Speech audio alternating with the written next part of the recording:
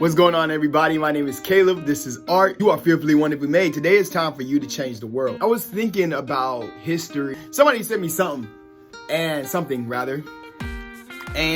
in it expressed, if you trust the government, then your history teacher didn't do their job.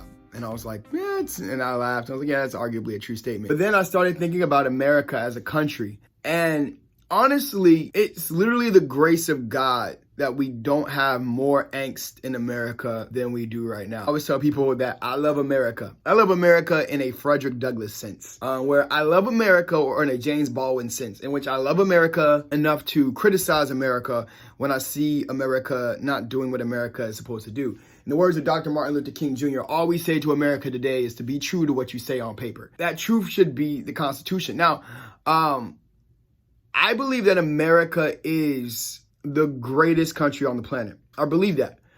But just because America is the greatest country on the planet doesn't absolve America from having a slew of ills. Starting from the very foundation, we are often taught this narrative in which America is discovered by Christopher Columbus, which is actually not true. He never landed on the continental United States. It's discovered by Christopher Columbus. And then after it's discovered by Christopher Columbus, we have the Pilgrims who come and have this great feast with the Native Americans. And then we have the Revolutionary War, which was 100% justified. And then some things go wrong, and then we have this little hiccup in our system called slavery. And then we have the Civil War, and Abraham Lincoln frees the slaves, and everything's perfect. But for some strange odd reason, black people and white people can't randomly get along. And then we have World War I and World War II.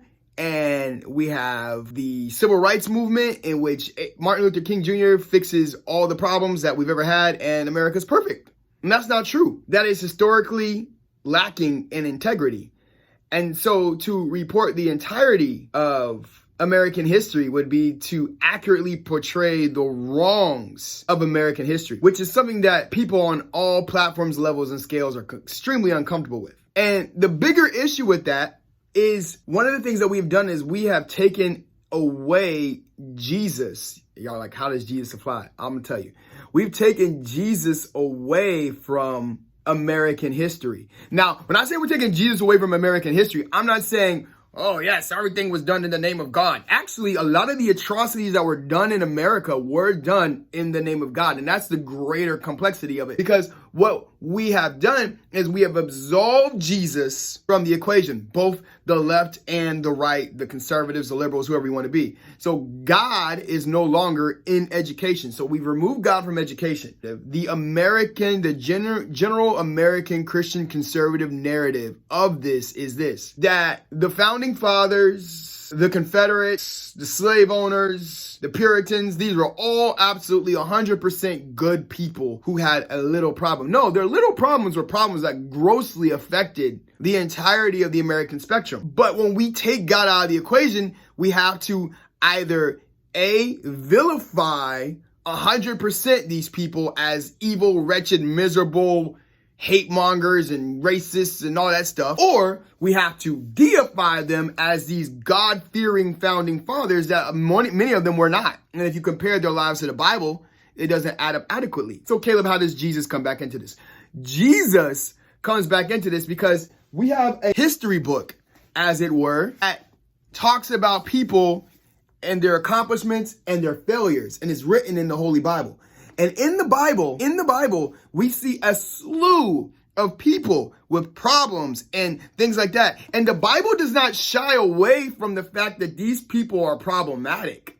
The Bible compares the adultery of King David. It compares the fornication of Samson and of Judah. It compares the stumbling of Abraham. It compares the prejudice of Jonah and of Peter and of some of the disciples of James the Just. It compares that with the goodness, the mercy, and the power of Jesus Christ.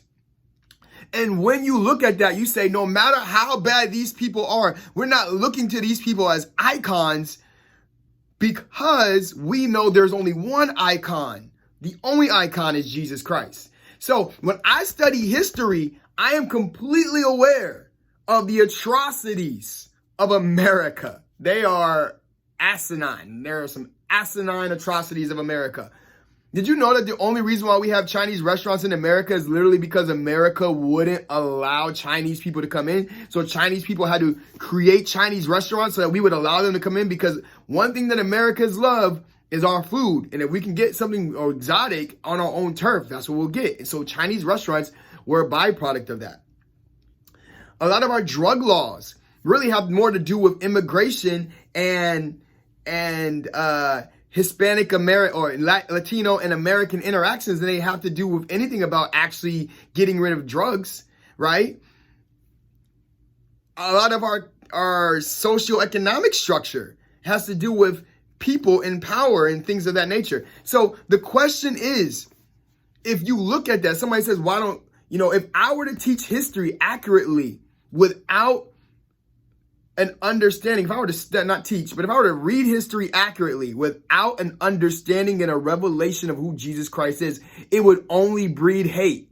But because I know who Jesus Christ is, and because I know that man is flawed, that kings and kingdoms shall all pass away, but there's something about the name of Jesus. Because I know that, because I understand that, I can lay hold to that and I can say, yes, American history is flawed. And yes, American history via the Tuskegee experiments and via the Civil War and via the slave trade and the treatment of the civil rights movement and the treatment of Hispanics and the treatment of Japanese people in the internment camps and the horrible desecration of the Native American population in America. Yes, those things did happen. I am not forgetting that those things happened. I am looking at those things and saying, these are things that I, as a Christian living in America, should not excuse and should definitely lean towards the grace of God so that I don't repeat them. These are horrible tragedies that have occurred in America. But if I lean towards the grace of God, it doesn't delete the tragedies. But if I lean to the grace of God, it creates a spot in me where I can learn from history in the same context that I can learn from people from the Bible. So I can look at Thomas Jefferson and say, yes, he wrote the Declaration of Independence, but he was also a slave owner who did atrocious things to his slaves. Look at all these people in context, because I know that I'm not looking to deify them. What we have done in America is we have deified them. And so when we realize that these people are not good, we destroy them on one side of the spectrum, or we try to create excuses for them on the other side of the spectrum. When I make Jesus my focus and all of that stuff, I look at people, I say, oh yeah, George Washington, not so great of a guy. Ronald Reagan, yeah, he brought cocaine to the United States. How does that affect me? Does that make me upset? Yeah, it genuinely aggravates me about the depravity of these people. But instead of just sitting around and being angered about the depravity of these people, I have an option. I can point you towards the depravity with no solutions, or I can point you to a person who is the manifestation of the one true Most High God, Jesus Christ. I can point you to that and say, listen, I know you see these things in our history books, and I know you see these things occurring currently in America, but I want to show you Jesus. If I can show you Jesus, I'm not excusing what happened. There's some horrible atrocities. You can talk to me about it. You can message me, DM me, whatever, post in the comments. You can do all that stuff.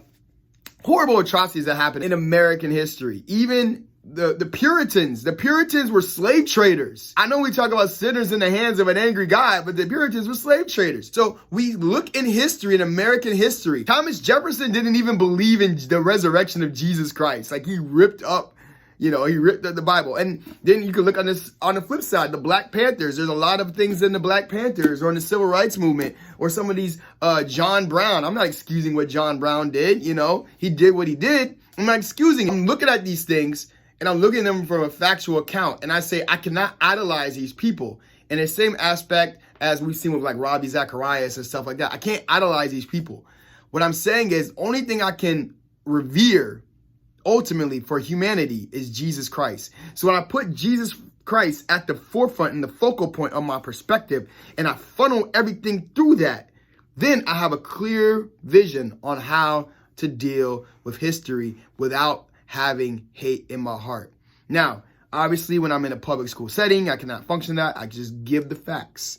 I just give the facts as far as the curriculum is relating. But when people have these conversations with me personally and I give them the facts, sometimes they get very upset because I'm like, why are you upset? And they go, oh, that's not true. And I'm like, no, I'm destroying your idol.